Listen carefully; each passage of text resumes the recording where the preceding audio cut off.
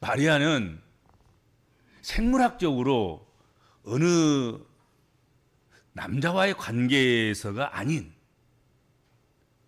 오직 성령으로, 성령 역사로, 성령의 개입으로 예수님을 그녀의 태중에 품었다, 잉태했다 말씀하고 있습니다.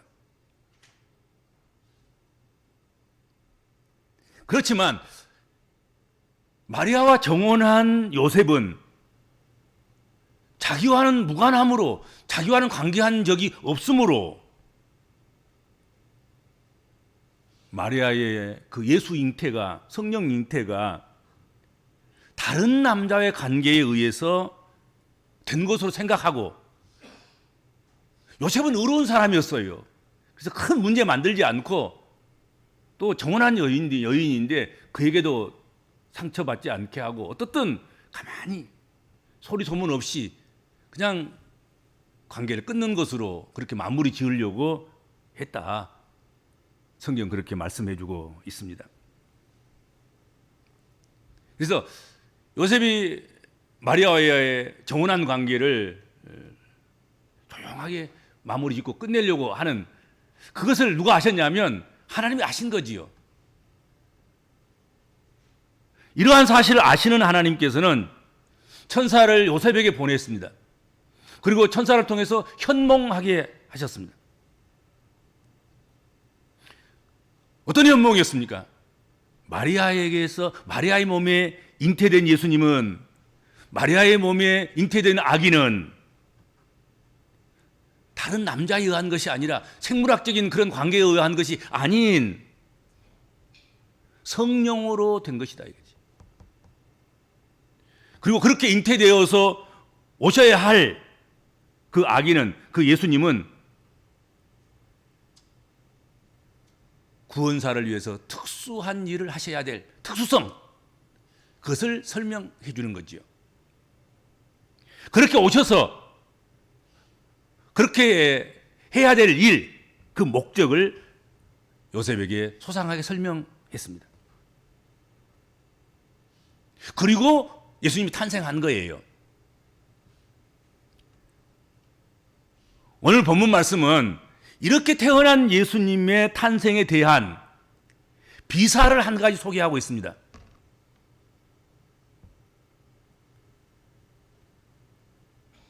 사가랴와 엘리사벳이 세례 요한을 낳았습니다. 그리고 6개월이 지났습니다. 이제는 마리아가 아기를 낳으면 되는 차례입니다. 그러면 끝나는 일이에요. 그냥 사가랴처럼 엘리사벳을 통해서 아이 낳으면 되는 거잖아요. 마리아가 이제 성령 잉태에서 요셉의 문제도 해결되고 남편의 문제도 해결되고 다 해결된 거예요. 문제는 그렇잖아요. 이제 아이만 낳으면 요셉도 받아들일 준비가 되어 있고 마리아도 받아들일 준비가 되어 있고 다른 이유들도 다 받아들일 준비가 다 되어 있는 거예요.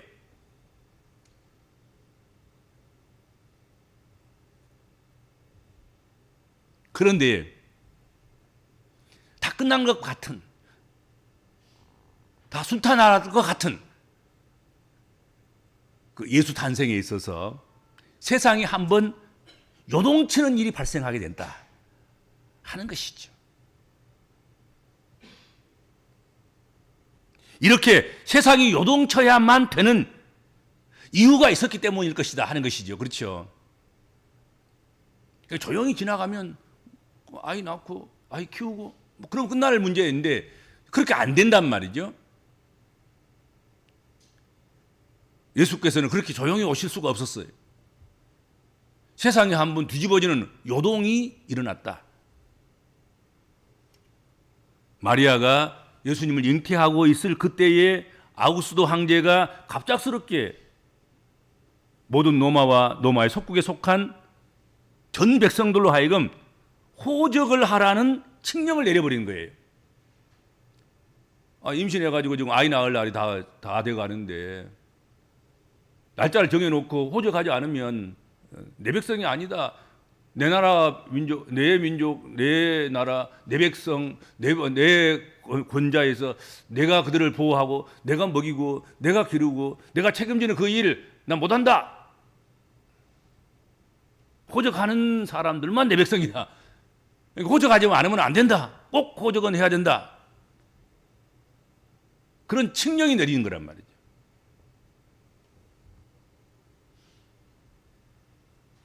황제가 내린 그 칙령에 따라서 온 나라가 호적 등록을 하게 됐습니다. 이것은 오늘 본문에 보면 구레노가 수리아의 총독이 되었을 때 행한 첫 번째 호적 등록이었다. 성경이 그렇게 말씀하고 있습니다. 그렇죠?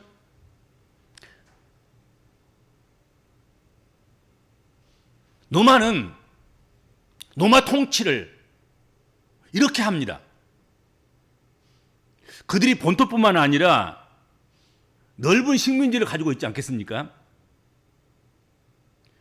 그래서 본토와 가지고 있는 그 식민지, 그 백성들에게 두 가지 의무를 부여하는 거예요. 하나는 세금 납부의 의무를 주는 거죠. 세금을 납부하라, 세금을. 두 번째는 징집에 응할 의무를 주는 거죠. 로마의 본래적인 로마 사람이나 아니면 속국이 돼서 로마인이 됐거나 누구든지 로마의 관할 아래 살아가는 모든 사람들은 다 세금을 내야 하고, 그리고 나라가 모집을 하고 징집을 하면 그게 응해서 군대에 나가서 나라를 지킬 의무, 적과 싸워야 할 의무, 그 일을 또 정복하러 갈 때 정복자의 그런 군대에 편입돼서 함께 정복하러 가야 할 의무, 그 의무가 주어진 거예요. 그건 로마뿐만 아니라 사실은 모든 나라가 다 마찬가지인 거죠. 그렇죠? 그건 당연지사입니다. 당연히 국민들, 백성들은 세금을 내야 하고, 로마가 또 다른 영토 확보를 위해서 전쟁하러 가면, 그래서 젊은이들을 탈출하면 그 징집에 응해야 된다 하는 것이죠.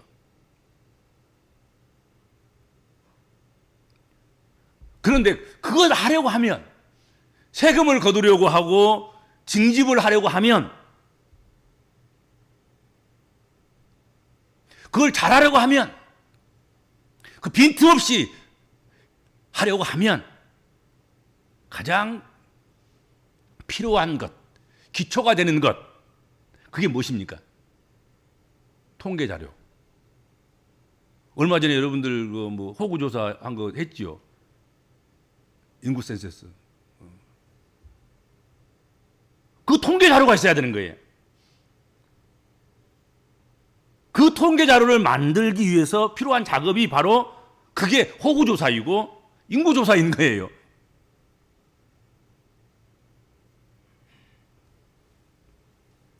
로마 시대, 성서 시대 당시에 호적 등록은 고향에서 하게 되어 있었습니다.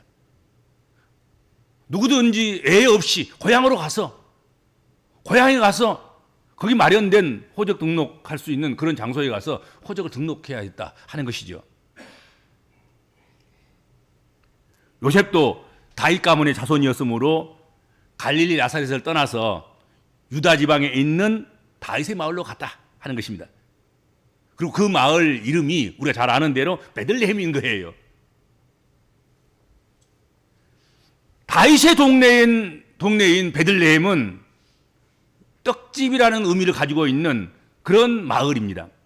예루살렘에서는 약 8km 정도 떨어진 그런 산악지대 위치에 있는 그런 작은 마을이었습니다.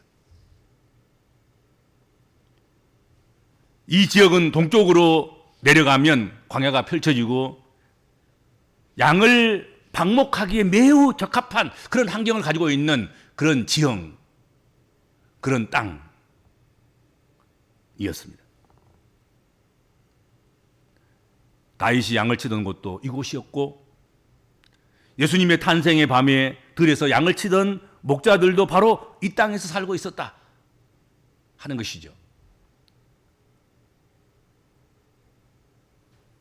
그러므로 예수님이 태어나셔서 예수님이 누우신 구유는 어쩌면 말이 아닌 양에게 먹이를 주는 구유였을 것으로 생각이 된다. 아마 틀리지 않는 생각일 것입니다. 지역적 특성으로서 그것은 양을 기르기 좋은, 원래부터 다윗 때부터 양을 길렀던, 그리고 예수께서 오시는 그 시간에도 역시 마찬가지로 목자들이 그곳에서 양을 쳤던 그런 지역적 특성을 가지고 있는 그런 땅이었다 하는 것이죠.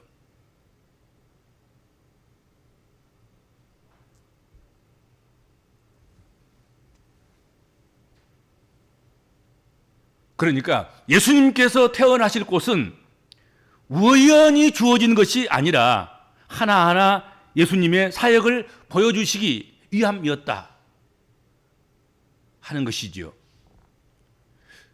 주님은 방이 없어서 우연히 양우리에서 태어나신 것이 아니다. 그분은 속죄의 어린 양으로 오셨고 양을 위한 목자로 오셨고 양들과 분리될 수 없는 양들 한가운데에 태어나신 메시아이시며 그리스도이셨다 하는 것이죠. 그러니까 예수께서 오실 때 갑자기 호적하라는 그 요란함도, 그리고 고향 땅에서 호적을 해야 되는 그 이유도 그 고향 땅이 다윗 때부터 양을 치던 그런 곳이었음을, 그런 것들도 그냥 우연한 것이 아닌 거지요, 사실은. 그래서 그곳에 방이 없어야 하고 방이 없음으로 말미암아서 양우리에 있는 조그마한 구유에 아기가 태어나고 거기에 눕히고 그렇게 되는 그런 하나님의 섭리가 있었다, 그렇게 생각이 됩니다. 누가복음 2장 7절에 보면 다음과 같은 구절이 있습니다. 첫 아들을 낳아 강보로 싸서 구유에 누웠으니 이는 여관에 있을 곳이 없음이로라. 여기서 여관이라고 번역된 이 단어가 헬라어 카탈루마입니다. 카탈루마. 이 카탈루마는 원래 여관이란 뜻이 아니에요. 친지나 지인을 위한 일반 가정의 객실, 손님방, 그런 뜻을 가진 말입니다.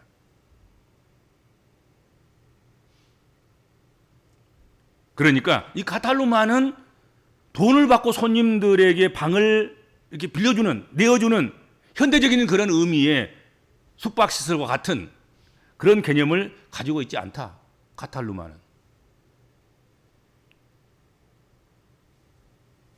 실제로 같은 단어가 최후의 만찬 장소에 사용되었습니다. 누가복음 22장 11절입니다. 예수께서 제자들에게 유월절 만찬을 준비할 장소를 가리킬 때 이 카탈루마가 사용되었습니다. 최후의 만찬이 열릴 때 다락방 혹은 게스트룸,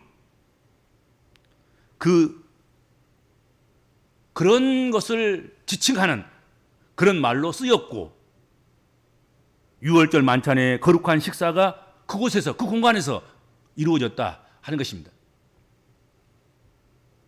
반면에 선한 사마리아 이야기가 성경에 나오지 않습니까? 선한 사마리아 비유를 우리가 잘 알고 있죠.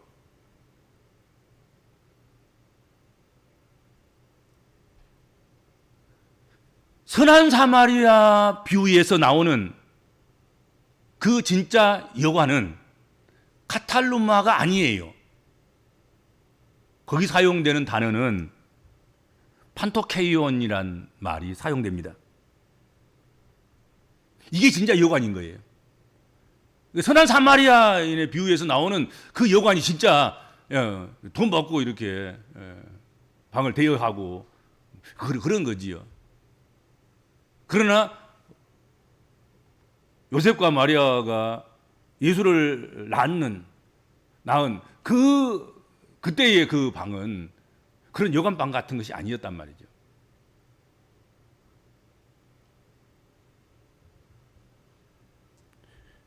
예수님의 부모는 처음부터 여관을 찾은 것이 아니었습니다.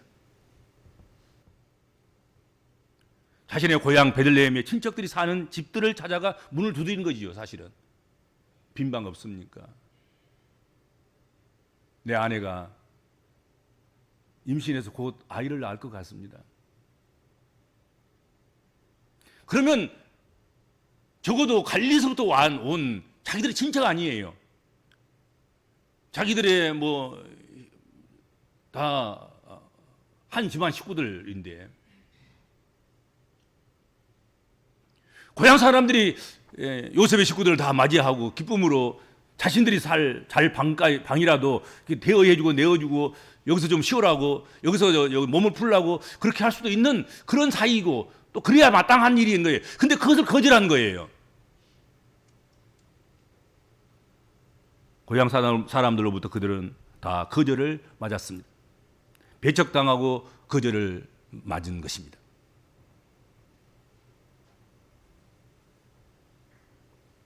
돈이 없어서 혹은 손님이 많아서 어쩔 수 없어서 여관의 방을 구하지 못했다는 그런 뜻이 아닌 거죠. 그러니까 혈육이고 친척들인데 말이죠. 그런데 이들이 강력하게 요셉과 마리아를 거절한 것입니다. 거부한 것입니다. 못 들어오게 한 거예요. 우리 집은 안 돼. 우리 집에는 널 맞이할 수 없어.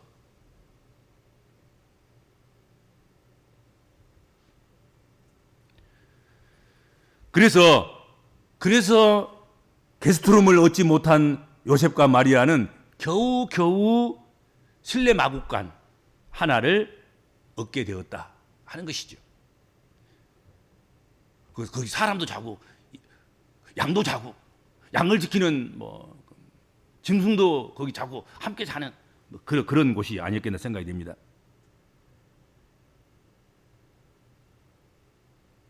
거기는 당연히 사람과 말이 함께 자는 곳이니까 양이 함께 자는 곳이니까 또 양을 지키는 세퍼트가 함께 자는 곳이니까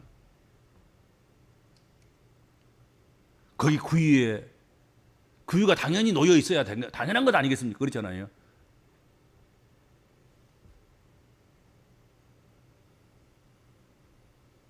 예수님을 출산해서 강보에 쌓아서 그래서 구유에 누인 것입니다. 구유는 짐승의 여물통인 거죠. 구유는 짐승들이 먹는 밥그릇인 거지요, 사실은. 짐승들은 그 여물통에 있는 여물을 먹고 그들이 생명을 얻고 힘을 얻고 그 여물통에서 먹은 그 음식을 통해서 생명과 힘을 얻고 그리고 일할 힘을 얻어서 짐승으로서의 사명, 짐승으로서의 구실 이런 것들을 하게 된 것 아니겠습니까?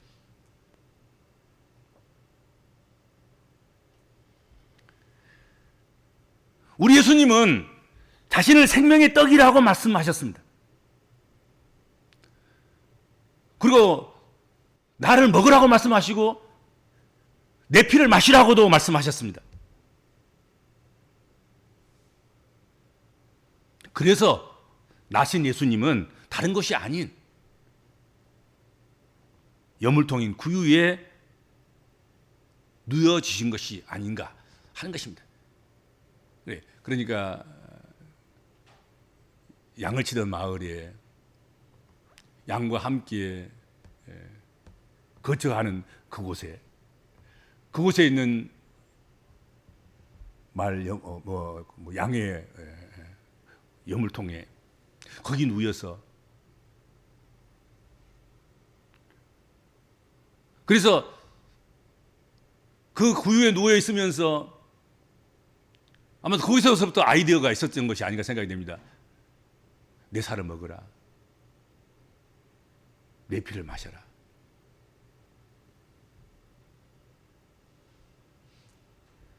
예수님은 양을 돌보는 선한 목자로 오셨고 결국 우리를 위한 희생의 어린 양이 되어 주셨습니다.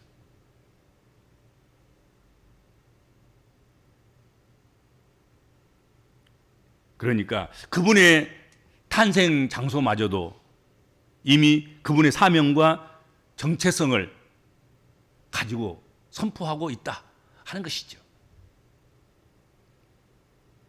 이 일을 위해서 갑자기 세상에 혼동이 온 거예요. 갑자기 안 하던 그런 칙령이 내리고 그 칙령에 따라서 수많은 사람들이 갑자기 움직이고 그러는 가운데서 떡집이고 그리고 양들을 길렀던 그 땅으로 가야 하고 그 땅에서 거절맞고 결국은 말구기가 놓여져 있는 그런 막과강 같은 그런 곳, 양우리와 같은 그곳에 머무는 순간에 예수가 태어나게 되고 태어난 예수를 말구기에 눕히는 그래서 그 여물통을 통해서 구유를 통해서 양들이 생명을 공급받고 생명의 양식을 공급받고 거기서 먹고 마심으로 말미암아서 생명을 얻고 생명이 더 풍성해지는 그런 결과를 초래한 것처럼 예수께서도 그렇게 자신이 양으로 오시고 양의 목자로 오시고 자신의 목숨을 자신의 몸과 마음을 전부를 살과 피를 속죄 제물로 속죄의 양으로 우리에게 먹으라 하시고 마시라 하시고 그래서 구원 얻게 하는 이것을 상징적으로 보여주는 것이 아닌가 하는 것이죠. 예수님은 방이 없어서 마지못해서 구유에 태어나신 것이 아니구나. 의도적으로 양무리에서 태어나신 거구나. 자기가 양으로 오셨으니까. 세상 죄를 지고 가는 어린 양으로 오셨으니까.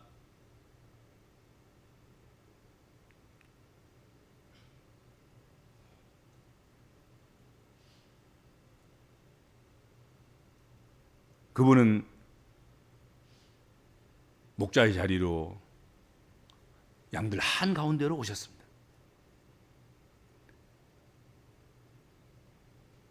이것이 복음인 것이죠.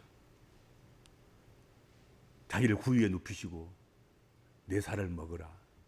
내 피를 마셔라. 내 살을 먹고 내 피를 마시는 자가 구원을 받고 영생을 얻는다.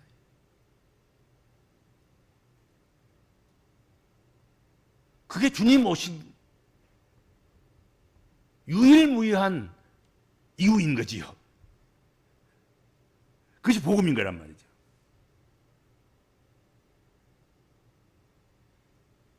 주님을 더 간절하게 갈망하면서 그 살을 먹고 더 간절하게 그 피를 마시는 우리 복음적인 그리스도인들이 되어야 될 줄로 믿습니다. 주님,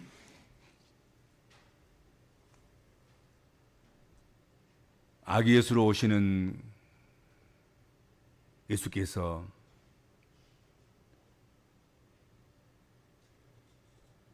다윗 때부터 양들을 쳤던 베들레헴으로 그리고 그곳에서 태어나고 구유에 누워서 구유의 역할이 무엇인가 깨닫게 되고 생각하게 되고 그렇게 우리를 위해서 몸과 마음을 또 살과 피를 우리를 위해서 다 내어주시는 그래서 우리가 그것으로 먹고 마심으로 말미암아서 구원을 얻는 영생을 얻는 복을 누리도록 하셨습니다. 이것을 소중히 여기고 귀중히 여기고 받아들이고 또 믿고 의지하고 붙잡는, 놓치지 않는 우리 복음적인 그리스도인들이 되도록 이 저녁에도 은혜를 베풀어 주옵소서. 예수님의 이름으로 간절히 기도하옵나이다. 아멘.